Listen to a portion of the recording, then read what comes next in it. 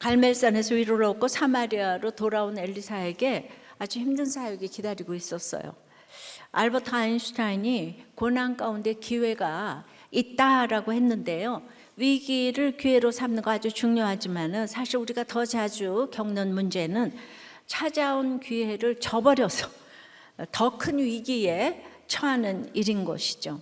오늘 본문에 나오는 주인공 여호사밧과 또 여호람도 그런데요. 그러면 어떻게 기회를 저버리지 않을 수 있겠습니까? 여호와 보시기에를 생각하는 것이 비결이에요.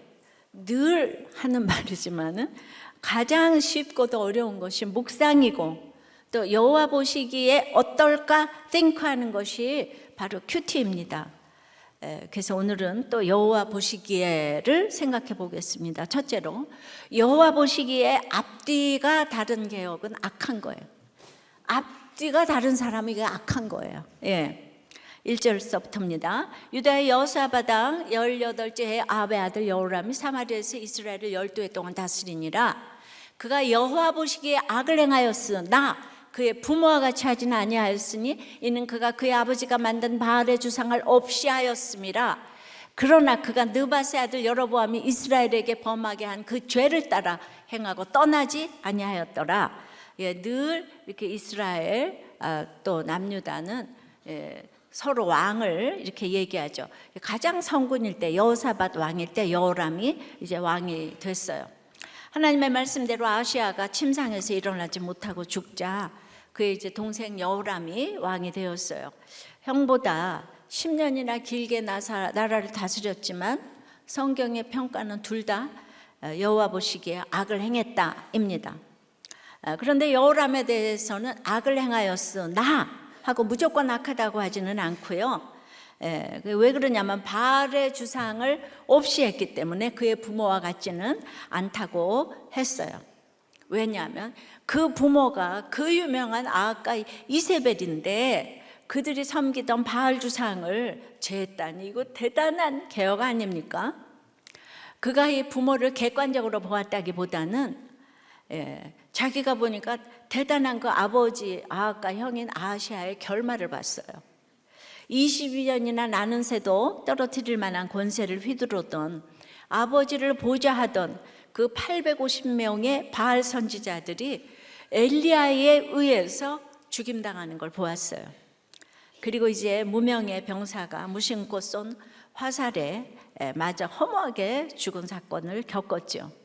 근데 형인 아하시아는 그 사건 앞에서 여호와 보시기에를 생각하지 않았어요.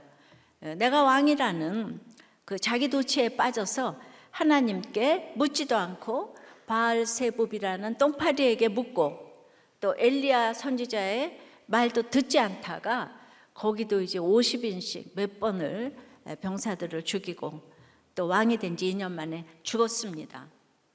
이렇게 아버지하고 형의 죽음을 겪은 후에 왕이 되었어요. 내가 왕이 되었다 지금 기뻐할 때가 아니에요. 이때는 여호람 자신과 자신의 가문인 오므리 왕조와 이스라엘 전체가 하나님께 돌아올 기회였던 거예요. 여호람은 아버지나 형이 살던 대로 하다가는 이거 나도 위태로 올 수 있겠네 이 생각을 한 모양이에요. 그래서 아합이 만든 궁정 바로 앞에 기둥 우상인 바알의 주상을 없앴어요. 이것 하나만도 대단한 일이라서 성경은 부모처럼 악을 행하지는 않았다. 나름대로 종교개혁을 했어요. 그러나 거기까지였어요. 그가 바알 주상을 없앴으나 3절에 여로보암이 이스라엘에게 범하게 한 그 죄를 따라 행했다. 이거는 뒤를 따라갔다는 정도가 아니고요. 이게 다베크라는 단어인데 집착하다 내지는 고소하다 의미로 딱 달라붙었다 이 말이에요. 그러니까 뭐 단순히 여로보암의 행동을 답습하거나 모방한 게 아니라 강한 목적의식을 가지고 여로보암의 죄악을 완전히 딱 달라붙어서 답습하고 고수해 나갔다는 거죠. 2절에 바알의 주상을 없앴다 예, 그 동사는 수루 동사거든요. 예. 근데 그게 사역형으로 쓰이게 돼가지고 이 주상을 파괴한 게 아니고 그냥 이렇게 옮긴 정도였어요. 예. 예. 그래서 그렇게 척결할 의지가 없어요. 여호람에게는. 3절에 여로보암의 길을 떠나지 아니했다에 이 떠나다도 수루 동사가 똑같은 단어로 쓰였는데요. 예. 그러니까 지금 여호람이 바알의 주상을 없이 했지만 없앤 척만 하고 여로보암의 죄악에서 벗어나지 못함으로써 겉으로는 그가 우상을 버린 것 같으나 속으로는 우상 생배에서 전혀 벗어나지 못했음을 이 동일한 단어 사용을 통해서 한 가지는 없애고 한 가지는 따라 행했다가 이원론이 아니고 이론론이라는 거예요. 예. 그러므로 이 떠나지 아니하였더라의 로사르멘메나라는 이 원어는 여호람이 여로보암의 죄악에서 영원히 떠나지 않았다는 거예요. 여러분 한번 답습된 죄악에서 헤어나오기가 얼마나 힘든 것인지 그 심각성을 지금 보여주는 거예요. 그러니 잠시 후에 이제 예후가 반란할 때 북이스라엘 곳곳에 바알 신당들과 그 바알 제사장들이 여전히 가득한 거예요. 여호람은 한마디로 앞에서는 개혁을 했지만 뒤로는 돈과 권력에 딱 붙어서 전혀 변하지 않았다는 것이죠. 이것이 여호와 보시기에 악하다 이 얘기입니다. 그러면 왜 이렇게 다들 여로보암의 길을 딱 붙어서 갔을까요? 열왕기상 12장 25절에 보면 여로보암이 에브라임 산지에 세겜을 건축하고 거기서 살며 또 거기서 나가서 분회를 건축하고 26절에 그의 마음에 스스로 이르기를 이 나라가 이제 다윗의 집으로 돌아가겠네 걱정을 하는 거예요.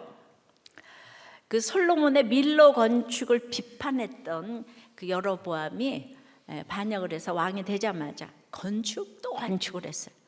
이처럼 비판을 해서 왕이 된 사람은 자기도 비판을 받을까 봐 얼마나 독재를 하는지 몰라요. 스스로 모든 것을 하다가 정권을 빼앗았기 때문에 이제 돌아가리라 하며 자기처럼 또 배신할 자가 있다고 생각을 하는 거예요. 이 착각은 상상의 나래를 피고 구체화되기 시작해서 확실한 이 세상에 자기 나라를 만들기 시작합니다. 정치가 그렇잖아요. 이게 무의식적인 두려움이에요. 자기의 부지런으로 왕이 되었다고 생각하기 때문에 더욱 부지런을 떨고 건축을 하며 또 건축을 하고 뭘 하지 않으면 이제 불안한 거예요. 이 사람은 스스로가 이렇게 특징이니까 하나님만 이렇게 바라보면 의존증 환자처럼 보이고 찌질해 보이고 믿어도 할 수 있거든요. 무슨 말이냐? 믿는 자에게는 능치 못한 일이 없다고 계속 구호를 외칩니다. 그러면서 스스로 못하는 사람을 무시합니다. 그러다 자신이 뭐든지 스스로 하다가 스스로 안 되는 일이 생기면 자신을 용납할 수가 없어서 이렇게 자살을 해대는 거예요. 제가 누구보다 강박한 놈으로 살았던 사람이에요. 버스가 늦게 가도 불안하고 시간을 보면서 이 시간이 뭘 할 텐데 하면서 불안하고 연습해야 되고 인간관계를 하려면 여기도 가야 되고 저기도 가야 되고 가만히 있으면 이제 큰일 날 것 같은 이렇게 두려움에 떨어요. 좋은 노예와 나쁜 노예의 차이는 우리 다 노예지만은 그럴 때 자격증이라도 따는 게 좋은 노예예요. 그렇지 않으면 나쁜 노예라고 하지만 여호와께서 보시기엔 다 똑같다는 얘기예요. 그것이 예수 믿기 전에 제 모습입니다. 노예 근성은 늘 주인이 올까 봐 무섭고 가만히 있으면 불안하고 야단 맞을까 봐 두렵습니다. 이렇게 우리는 결혼 생활을 하고 지금 직장 생활을 하고 있습니다. 근데 겉으로는 여로보암이 얼마나 개혁의 아이콘이잖아요. 10지파가 합세해서 지금 반역을 했는데 그 다음에 딱 북으로 가보니까 백성들이 남유다 예루살렘으로 예배 드리러 갈까 봐 이 백성들의 마음을 붙잡아야 되겠는데 가장 유서 깊은 하나님의 집이라는 베델 단 거기서 성소를 바꿨죠. 절기도 바꾸고 거기서 이제 금송아지를 만들어 이거 하나님이다 그러고 예배를 드리라고 그랬어요. 이미 모세 시대에 그런 전력이 있었죠. 이렇게 바꾼 것이 열왕기상 12장에 보면 세 번 절기를 지키는데 그 중에서도 세 번째 장막절은 이렇게 추수 때가 북쪽은요 추우니까 한 달 뒤에 오는 거예요. 그러니까 여로보암이 마음대로 한 달 뒤로 8월 15일로 절기를 정하니까 백성들이 좋은 거예요. 그 세 번 절기를 지키러 가려면 그게 너무 이제 험악한 이게 막 산과 이거를 다 거쳐 가야 되는데 가지 않아도 된다고 하니까 백성들의 필요와 맞아 떨어졌습니다. 그 레위인을 폐하고 어용 제사장인 보통 사람들을 제사장이라고 정하니까 이것도 민주적이라고 좋아했어요. 왜냐하면 그 당시 제사장들은 그래도 믿음이 있잖아요. 모두 남쪽으로 갔어. 여기는 제사 드릴 사람이 없어. 그러니까 소위 자기 마음대로 소명이 없는 이 돈 있고 학벌 있는 사람을 세웠다는 거죠. 한마디로 스스로 할 수 있다가 주제가였는데 그것이 바로 이런 것이었습니다.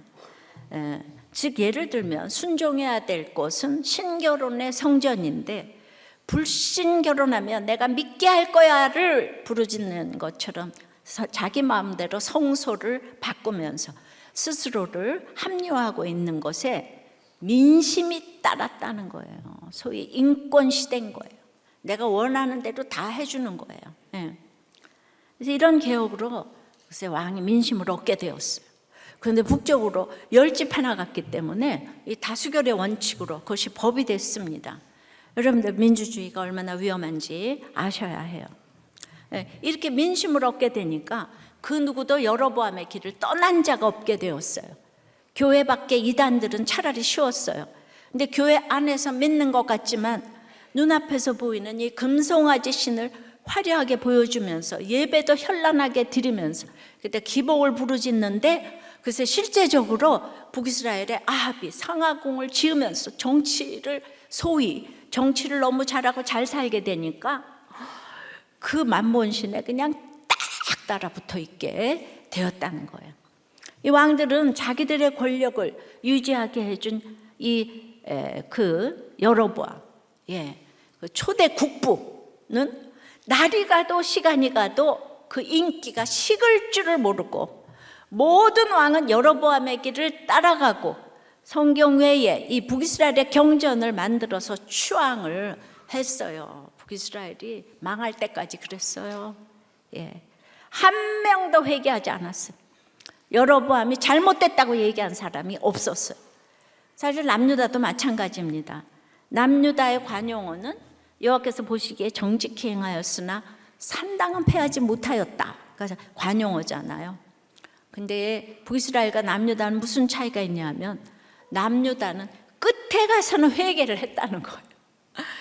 그러니까 르호보암이 여로보암의 상대가 안 되죠. 너무 연약하죠. 근데 마지막에 회개를 했어요. 그래서 스마야 선지자 얘기를 들었어요. 그래서 여로보암하고 싸우질 않았어요. 여로보암은 아무 선지자 얘기를 안 들어. 스스로 자기가 다 결정하니까. 그래서 남유다는 다들 연약했지만 마지막에 회개를 했어요. 우리 인생에 할 게 회개밖에 더 있어요. 근데 반역을 한 사람들의 특징이 회개를 안 한다는 거예요. 그러니까 반역당한 사람은 복수할 필요가 없어요. 그 사람들은 이미 회개가 안 되는 벌을 자신들이 받고 있기 때문에. 그래서 불쌍히 여겨야 돼요.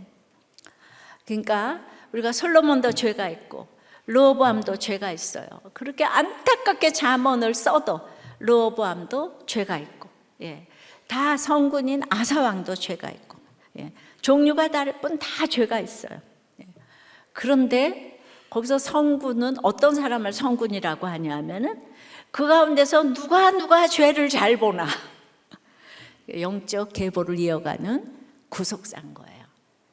근데 남유다에는 이런 왕이 있었는데 북이스라엘에는 단 한 명도 없었다는 거예요.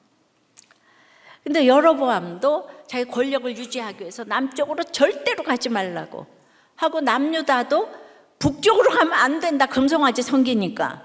그럼 여러분들은 누구 말을 듣겠어요? 그러니까 여러분 분별이 안 돼서 다 교회는 자기만 옳대. 이렇게 되는 거죠. 정말 말씀으로 깨어있지 않으면 분별이 안 됩니다. 말씀을 통한 끝없는 통찰력이 있어야 분별할 수가 있는데 우리에게는 근본적으로 기복신앙이 있고 자립신앙이 하나도 안 돼 있기 때문에 우리는 저주받는다 그러면 무서워서 아무 데도 못 가요. 네. 그래서 목사님들이 성도를 보호하기 위해서 아무 곳이나 가지 말라고 해야 되는 거는 맞아요. 그러나 영적으로 도움이 되는 곳도 있기 때문에 이거를 이제 분별을 해야 되는 거죠. 그런데 이제 어떤 이 부목자님께서 오신 지 얼마 안 됐지만은 너무 열심히 해서 벌써 부목자가 되셨네요. 근데 이분은 그냥 아주 우리들 교회 와가지고 이제 시험이 들었어. 왜 죄를 다 까놓고 고백하는 이 새벽 설교를 들으면서 판단될 때가 너무 많고 성가대가 없는 것도 아쉽고 가장 이해가 되지 않는 건 적어도 주일 강단에 기름 부은 목회자를 세워야지 어떻게 장로를 세울 수가 있냐. 그런데 얼마 전 목사님은 또 그 장로님을 또 개쓰레기로 사셨다고 했는데 개쓰레기와 같은 인생도 이렇게 쓰시는구나 하는 생각이. 예, 문자적으로 생각하면 우리가 마음대로 금송아지 예배를 드리는 것처럼 생각할 수 있죠.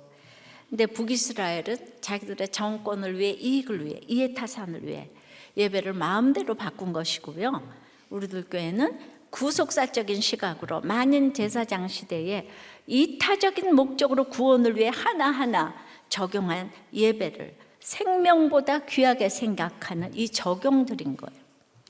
근데 이타적인 목적을 가지고 가는 것은 이 다윗처럼 15 광야를 거치지 않으면 안 되는 일이에요. 이게 소명인지 소명이 하나도 없이 일하는지 분별이 안 되는 거죠. 근데 우리들 교회는 그런 소명자들, 사명자들이 우리를 살리고 있어요. 진정한 예배를 드리게 해주는 거죠. 진정한 레위인들인 거죠. 물론 시발은 교회를 학교 체육관에서 드리다 보니까 생겨난 특징이기도 합니다. 그런데 내가 살아야 우리 가정이 살고 교회가 살고 정말 나라가 살게 되겠죠. 내가 사는 게 너무 중요해요. 근데 여러분들이 왜 분별이 안 되냐 하면은 유다가 며느리와 동침한 것은 구속사로 그 가정에 예수님이 오셨잖아요. 근데 롯이 딸들과 동침한 것은 여호와의 총회에 못 들어가는 악이었어요. 근데 똑같이 행위로 보면 뭐가 잘못인지 몰라요, 여러분. 예. 이게 똑같은 행위인데 한 성령이야 이 말이 이해가 되는 거예요. 소명이 있는지 없는지 성령이 임하지 않으면 이렇게 모르는 거예요. 근데 열매로 보아하려고 했는데 우리들 교회는 형식적으로 예배를 드리지 않기 때문에 열매가 있잖아요. 그러니까 앞뒤가 같아야 개혁인데요. 겉과 속이 다르면, 앞뒤가 다르면 아무리 화려하게 거룩하게 예배를 드려도 여호와께서 보시기에 악한 예배가 될 수 있다는 것입니다. 적용 질문이에요. 예수 믿고 앞에서는 술, 담배, 사람, 먹는 거, 입는 거, 여자, 남자 다 끊었는데 뒤로는 여전히 그리워하며 갈망하고 떠나지 못한 죄가 무엇입니까? 스스로 할 수 있다고 착각하며 앞뒤가 다른 것은 무엇입니까?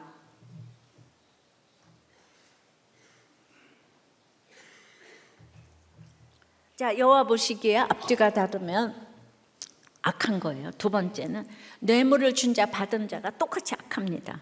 자, 4절 5절에요. 모압 왕 메사는 양을 치는 자라 새끼 양 10만 마리의 털과 수양 10만 마리의 털을 이스라엘 왕에게 바치더니 아합이 죽은 후에 모압 왕이 이스라엘 왕을 배반한지라. 이 떠나지 못하는 죄가 있기 때문에 지금 모압이 쳐들어오고 배반하는 일이 생겼어요. 모압은 다윗 이후로 이스라엘의 속국이 되어서 조공을 바치고 있었어요. 힘을 못 쓰고 있었죠.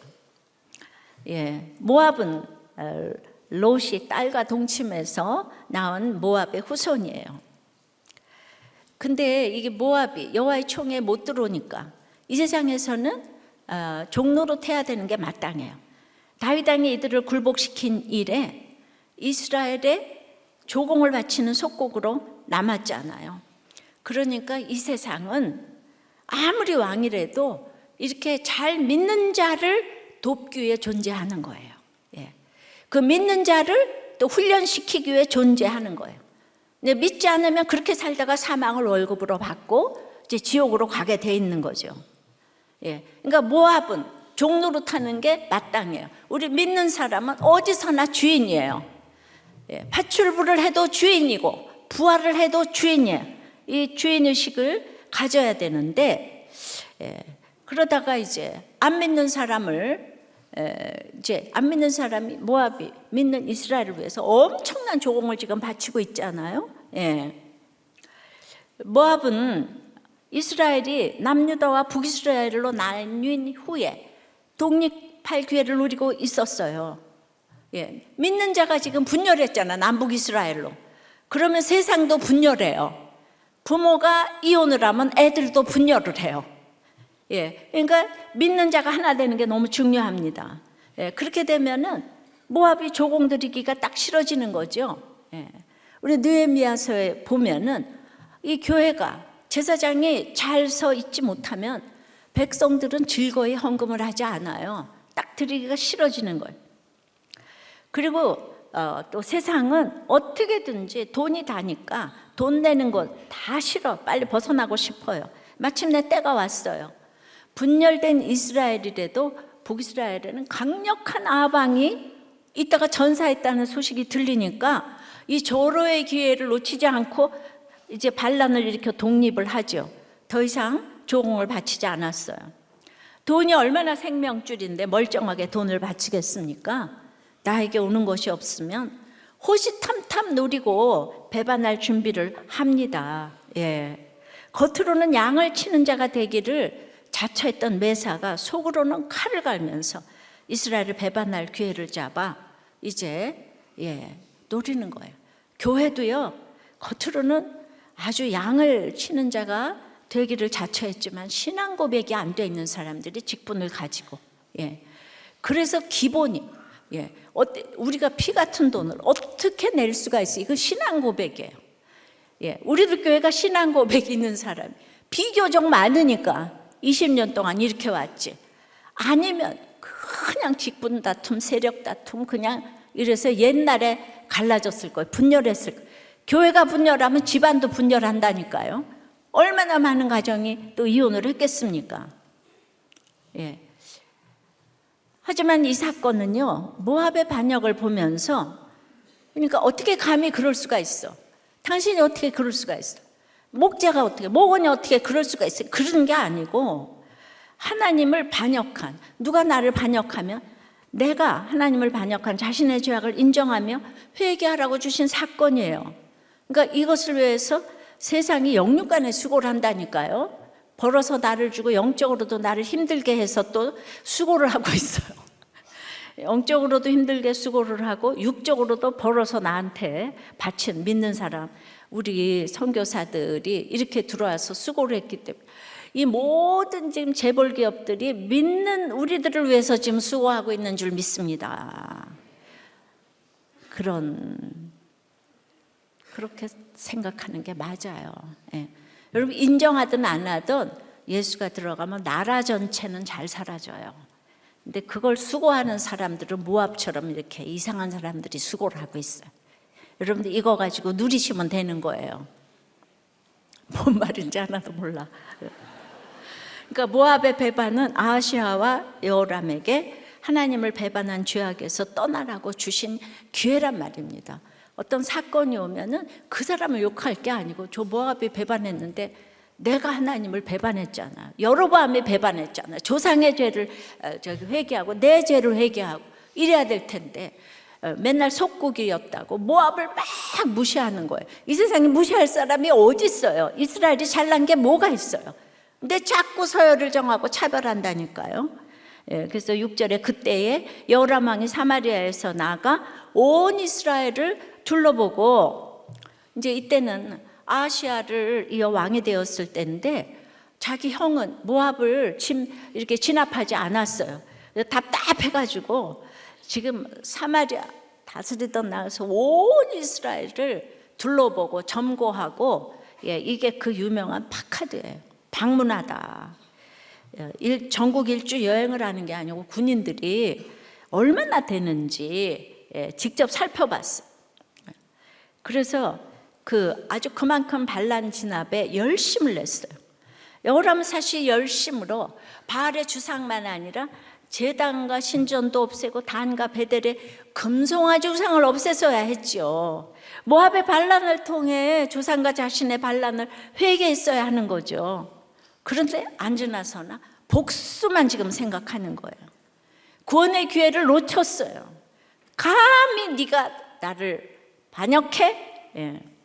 하나님은 구원의 열심으로 우리 모두를 한 사람 한 사람 돌아보시며 방문하세요. 우리는 혼자 동시에 여러 사람을 VIP로 대할 수 없지요. 심지어 가족도 동시에 그렇게 못합니다. 하지만 하나님 우리 모두를 매 순간 VIP로 대하시며 파카드 방문하시는 거예요. 누가 더 중요하고 덜 중요하고가 없어요. 모두를 구원하시기 위해 지금도 일하시고 계십니다. 따라서 우리 자신에게 일어나는 모든 사건은 나를 구원하시려는 하나님이 나를 찾아와 내게 말씀하시는 사건이에요. 아무리 억울하게 당하는 사건, 모압의 배반과 같이 견딜 수 없는 사건도 하나님이 나를 방문하시는 사건인 거예요. 그런데 이제 우리는 고난을 당하면 나를 괴롭히는 저 사람이 주인공이고 나는 피해자 조연이고, 그래서 감독이신 하나님은 나를 돌보시지 않고, 이런 생각이 우리의 주제가예요. 하나님이 계시다면 이럴 수가 있어? 이것이 어쩔 수 없는 우리의 태생적 한계이고 벗어나야 될 한계이죠. 그러니까 이런 거는 그대로 거기서 딱 달라붙어 있어야 할 한계가 아니에요. 이런 건 아니에요. 저절로 이런 생각이 들지만은 하나님의 말씀으로 이 생각을 끊어내야 되는 거죠. 저절로 이 생각이 들죠. 하나님 계시다면 이럴 수는 없어. 난 하나님 앞에 정말 다 빈정이 상했어. 이 사건을 통해 하나님이 저 사람이 아니라 내게 말씀하시는구나. 그 말씀을 내가 들어야 하는구나. 하나님께는 내가 구원받아야 할 주인공이구나 생각해야 합니다. 내가 당하는 배반을 통해 내가 주님을 배반했던 일, 배반하고 있는 일을 생각하고 회개해야 합니다. 이것이 구원의 기회를 잡는 것입니다. 그러니 뇌물을 주고받은 모압의 메사나 여호람이나 다 같이 여호와 보시기에는 악한 자라 이겁니다. 아셨습니까? 항상 구원에 초점을 맞춰야 되는 거예요. 적용해 보세요. 모압의 배반 같은 사건이 있습니까? 여전히 복수하고 싶습니까? 내가 생각하고 회개해야 할 배반은 무엇입니까? 뇌물을 주고받은 적이 있습니까?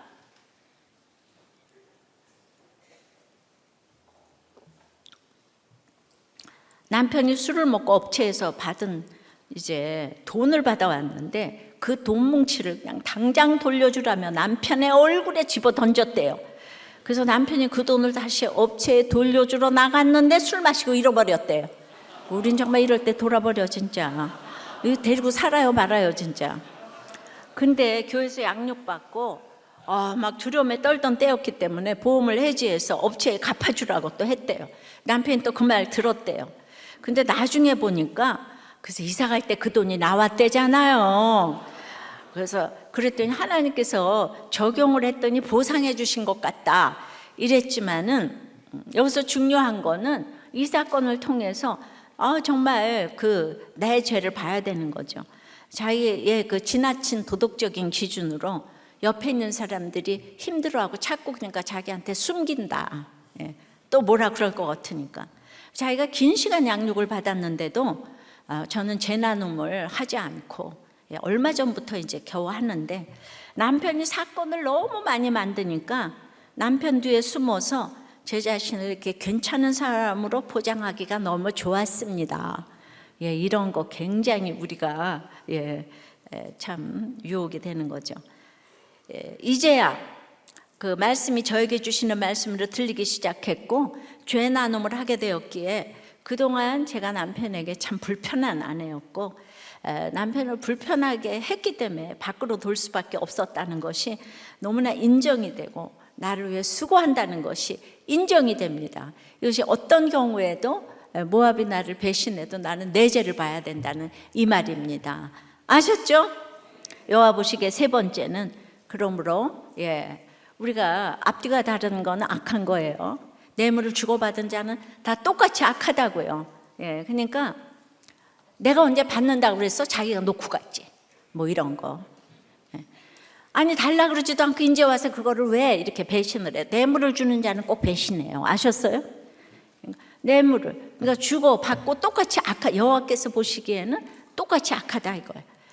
그래서 세 번째는 그래서 여호와께 묻지 않으면 악한 자인 거예요. 세 번째는 여호와께 묻지 않는 것이 악한 자예요. 7절 8절이에요. 또 가서 유다의 왕 여호사밧에게 사신을 보내 이르되 모압 왕이 나를 배반하였으니 당신은 나와 함께 가서 모압을 치시겠느냐 하니 그가 이르되 내가 올라가리이다. 나는 당신과 같고 내 백성은 당신의 백성과 같고 내 말들도 당신의 말들과 같으니이다 하는지라. 여호람이 이르되 우리가 어느 길로 올라가리까 하니 그가 대답하되 에돔 강약 길로니이다 하니라. 여호람이 직접 다니며 군대를 소집했는데도 수가 충만하지 않아요. 그래서 사돈이기도 한 유다의 여호사밧 왕에게 사신을 보내서 모압 정벌에 함께 하겠느냐고 물었어요. 형식은 묻는 것인데 내용은 요청 내지 협박이에요. 여호사밧의 대답만 봐도 알 수 있는데 여호사밧은 고민을 좀 해야 되잖아요. 근데 즉시 가겠다 그래요. 우리는 하나니까 당연히 함께 하겠다. 불과 3년 전에 아합이 아람을 치려 하면서 여호사밧에게 똑같은 질문을 했었죠. 그때도 당신은 나와 함께 길랏 라못으로 가서 싸우시겠느냐? 그랬더니 여호사밧이 나와 당신은 같고 내 백성은 당신의 백성과 같고 내 말들도 당신의 말들과 같으니이다. 다윗의 후손 여호사밧이 예수 그리스도의 정말 후손이고 조상인 여호사밧이 이 사단의 후예인 아합과 북이스라엘의 위세에 완전히 눌려서 니니니니 하고 있는 거예요 지금. 예수 믿는 사람이 세상에 나가서 이렇게 니니니니 하면 안 돼요. 우리 세상은 다 나를 위해서 돈을 벌고 수고하는 거예요. 아셨어요? 삼성이 나를 위해서 수고하고 있다고요. 자기네들은 모르지만 우리는 그걸 알아요. 결국은 믿는 사람을 위해서 수고하고 사망을 삼성이 받는다는 게 아니라 이제 안 믿는 사람들은 그러니까 여호람은 사돈 어른께 예의를 갖추는 듯이 그러면 어느 길로 갈까요? 그러니까 여기서 이제 뭐라 그러냐 하면은 모압 왕이 그 모압이 나를 배반했다고. 그 모압이 나를 배반했다고. 그러니까 당신은 나와 함께 가시겠냐고. 그 1인칭 대명사 전멸을 반복적으로 사용하는 것은 이 전쟁이 민족적인 무슨 국가적인 차원의 전쟁이 아니라 극히 지금 모압 왕 메사의 그 여호람에게 그 개인의 몫으로 전락을 시키고 있는 거예요. 어떻게 그것이 나를 배반할 수가 있느냐. 그러니까 전쟁도 그 동기가 악하면 안 돼요. 이타적이어야 돼. 이타적인 일에 우리가 나서야 되는 거지 누구 개인의 복수를 위해서 목장에서 그렇게 기도를 해주는 건 아니에요. 그리고 이제 어느 길로 올라가냐 이것도 물을 필요가 없는 질문이에요. 지도를 보면 모압에 들어갈 수 있는 경로는 딱 둘이에요. 북쪽에서 남진하는 것이고 하나는 남쪽에서 북진하는 건데 그렇게 이제 북쪽에서 남진하려면은 그렇게 이제 아르논강과 협곡을 건너야 하는데 그러면 거기는 모압의 아주 요새 도시들을 만나니까 거기는 갈 수가 없어요. 그런데 남쪽은 굉장히 가기가 어렵고 힘들지만은 그러니까 다 아직 남쪽은 남유다의 지배 아래에 있는 거예요. 그래서 가는 길에 에돔이 있으니까 그 정벌에 끌어들일 수도 있는 거예요. 이거 물어볼 필요가 없는 건데 여호사밧은 그 아합이 죽은 그 전쟁에 같이 있었어요. 아합의 최후를 눈앞에서 보았습니다. 그 아들 아시아의 죽음도 갑작스러운 죽음 소식도 들었겠죠. 근데 그 모든 사건들을 보고 여호사밧도 하나님의 음성으로 듣지 않았어요. 그러니까 아합이 같이 싸우러 가자고 할 때는 그래도 여기 하나님께서 뭐라고 말씀하시는지 물어보자고 했었어요. 기억나십니까? 선지자도, 미가야 선지자도 이렇게 불러서 그랬었는데, 지금 여호람의 요청을 듣고는 물어보자는 말도 꺼내지 않아요. 자신을 압도하는 아합 앞에서는 하나님한테 물어야 하지 않을까 생각했지만, 손아랫 사람인 여호람이 와서 자기에게 형식적으로라도 물으니까, 일국에 이제 막 그냥 그때는 아합이 북이스라엘이 강했다고, 그러니까 거기에 왕이 와서 물어보니까 그만 그냥 여호사밧이 우쭐해졌어요. 하나님 생각도 나지 않는 거예요. 그래서 사람에게 눌리는 게 사람 앞에서 우쭐한 것보다 구원을 위해서는 훨씬 좋은 겁니다. 뭐라고요? 눌리는 게 우쭐한 것보다는 낫다 이 말이에요. 뭔지 몰라. 우리는 항상 하나님 일을 하려면 하나님 말씀을 늘 생각하고 있어야 되는데, 어떤 분을 이렇게 제가 어제 집회를 가면서 딱 차를 타고 가면서 딱 물었어요. 그 주회를 하시는 분이에요. 이번 주 주일 설교 들으셨죠? 제가 딱 그랬더니 뭘 느끼셨어요? 그랬더니 졸려서 못 들었는데 이러시는 거예요. 한 가지가 10가지인 거예요. 그러니까 우리가 그렇게 말씀 생각하지 않으면서 주회를 한다 그러면은 이제 굉장히 파토가 많이 나는 거죠. 그래서 애당초 하나님께 물을 생각조차 하지 않는 여호람과 잠시 우쭐하여 하나님을 잊은 여호사밧이 작당을 하니까 브레이크 고장난 트럭처럼 이제 질주를 하는 거예요. 3년 전 사고를 기억하지 않을 수 없는 길을 지나면서도 멈춰서 물을 생각도 하지 않아요. 사고 다발 지점이라는 표지를 보면 속도를 딱 줄여야 하는데, 한 사람은 복수심에, 한 사람은 우쭐함에 도취되어서 둘 다 묻지를 않아요. 그래서 결국은 구원의 기회를 놓치는 거예요. 여러분, 이 땅은 다 노예예요. 세상은. 이 세상이 종로로 타잖아요. 좋은 노예, 나쁜 노예. 뭐예요? 좋은 노예는 자격증 많이 딴 노예. 이거밖에. 둘 다 악하기도 마찬가지로. 사망을 월급으로 받는다고요. 이게 우리 모습이에요. 그러니까 물으려 하지 않고 물어도 자기한테 유익하게 해주겠다고 생각하는 엉뚱한 똥파리에게만 가서 물어요. 하나님께 물어야 하는데 평소에 말씀을 듣지 않으니까 사건이 오면 하나님은 생각도 안 나요.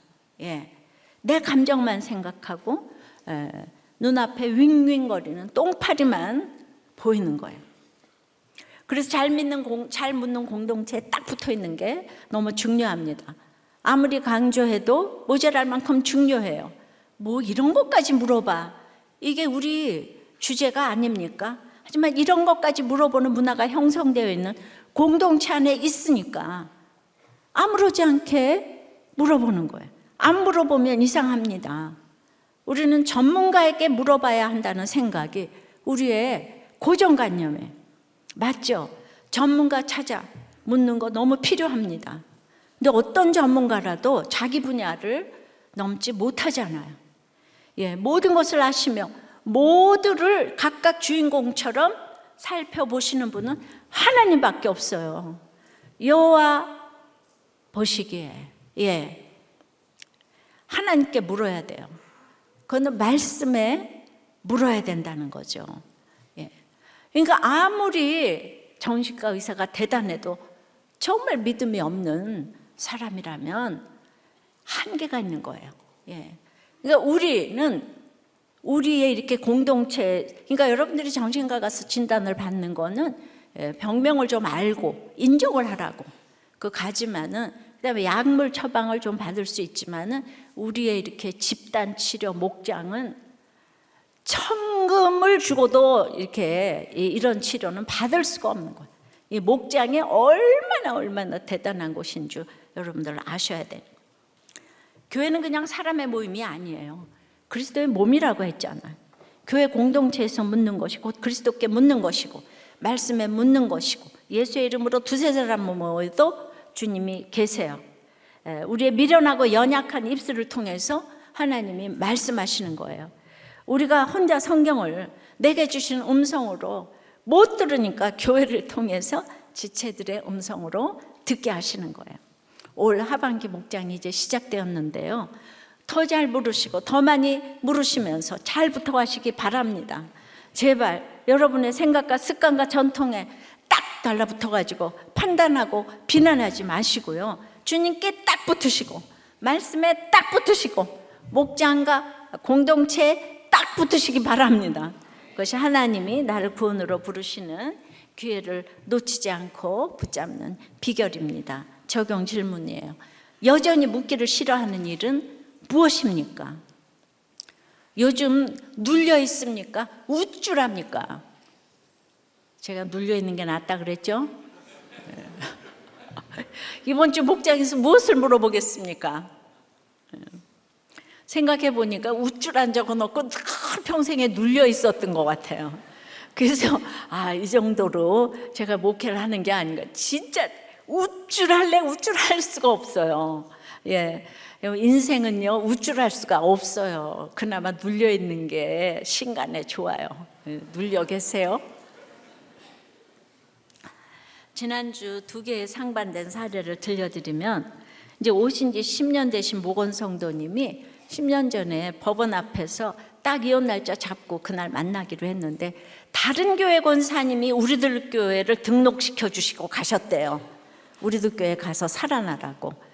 자기가 3시간씩 걸려서 10년을 왔는데, 작년에 한 번도 안 만난 남편을 만나서 회파된 가정을 중수할 건지, 말씀 안에 삼배를 타고 믿음의 항해를 함께 하겠는지를 물었더니 남편은 신앙에 대해서 너무 적대적이고 이혼을 요구해서, 저도 이제 그 말을 들은 다음부터는 날마다 이혼하고 싶고 이혼 생각밖에 안 한다고, 목장에만 나오라고 닥달하는 소리가 너무 스트레스고, 그래서 이제 너무 이렇게 마음이 상하셨더라고요. 그래서 제가 처방을 좀 드린다면, 이게 10여 년 동안 다니셨는데 아직도 목원이신 거예요.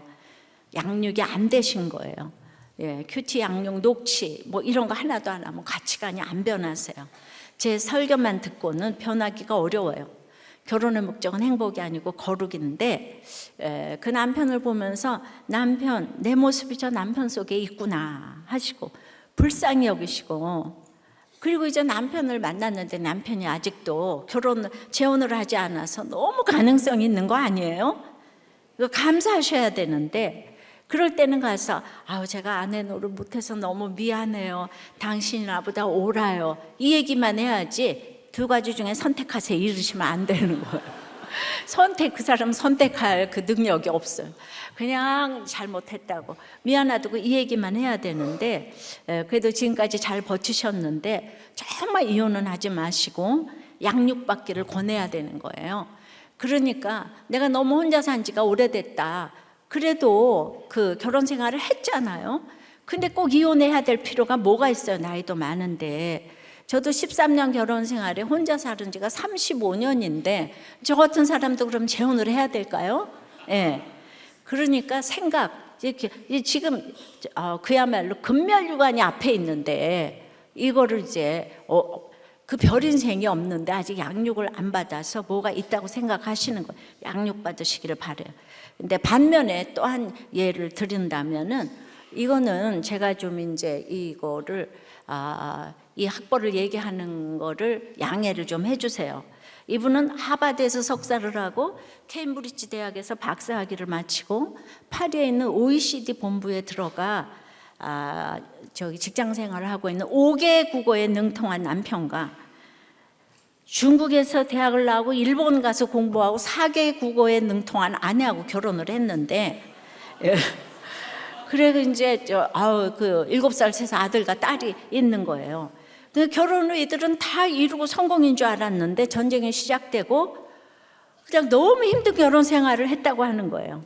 그래서 OECD를 휴직하고 우리나라에 1년 예정으로 들어왔다가 우리들 교회를 소개받고 다니게 되었는데, 이제 휴직이 6월 말에 끝나는데 이제 양육을 이제 받은 거예요. 띵크 양육을.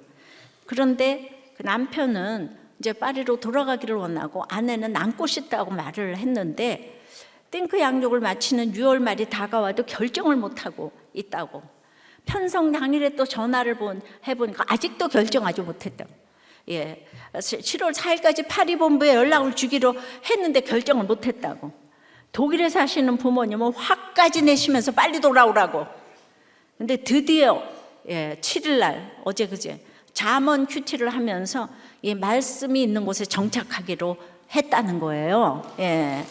그런데 OECD 직원을 포기하는 것은 평생 보장되는 직장이고 집도 주고 노후연금도 아주 빵빵한데 이걸 내려놨다는 거예요. 그런데 아내는 자기는 남기를 원했지만 솔직하게 남편이 가자고 하기를 바랬다는 거예요. 그런데 이 남편이 뜻밖의 결정을 했다는 거예요. 그래서 이 부부가 사실은 양육 잘 받아서 후회라도 유럽에 이제 가게 되면 사명을 잘 감당하는 부부가 되기를 원하는데, 여러분 이렇게 모든 걸 갖췄어도 가정이 회파되면 이건 울리는 꽹과리가 되는 거잖아요. 저는 가정을 지키고자 하는 이들 부부의 결정이 여호와 보시기에 선한 결정이라고 믿습니다. 기름을 부어주시고 이 기회를 구원의 기회로 잡으시면 좋겠어요.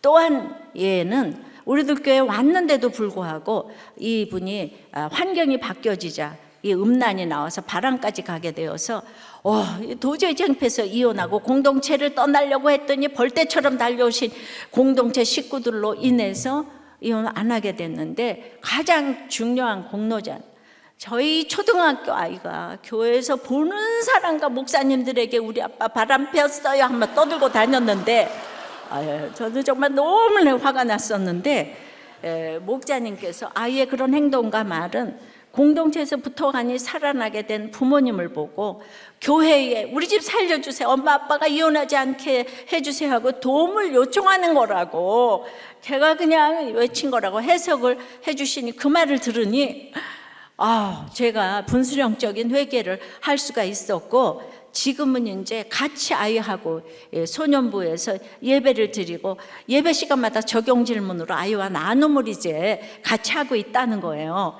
그러니까 이 죽을 것 같은 환경과 사건이 아닌 나의 죄성을 낫게 해주신 하나님께 감사드린다고. 자, 지금 이게 다 세 가정이나 지금 이제 매주 이렇게 살아나고 있잖아요.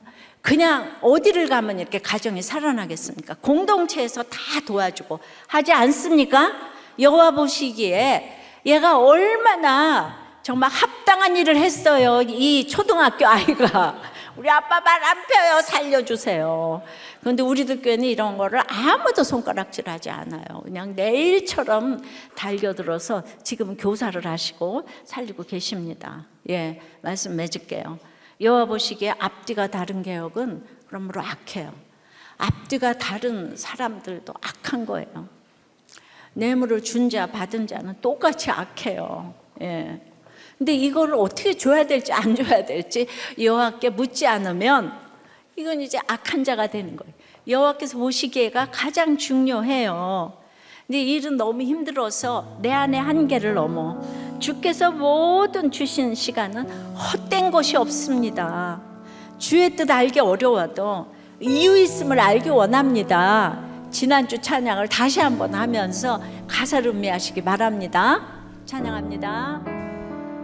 주께서 주신 모든 시간 헛된 것 없네, 그 어느 것도 주의 뜻 알기 어려워도 이유 있음을 알기 원해. 나의 모든 걸음이 주님 안에 있기에 주의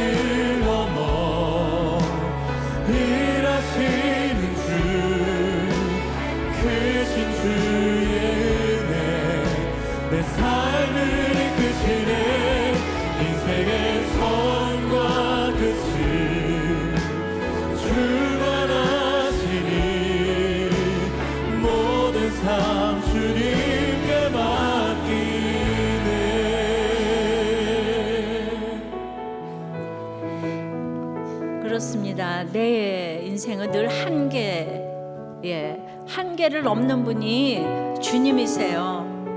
하나님께 의지를 해야 되는데 내 인생의 잣대로 아무리 재어도 인간적인 생각은 노예 노릇만 하다가 사망을 월급으로 받을 뿐이라고요. 내가 얼마나 대단한 신분인데. 그러므로 개혁을 제대로 해야지.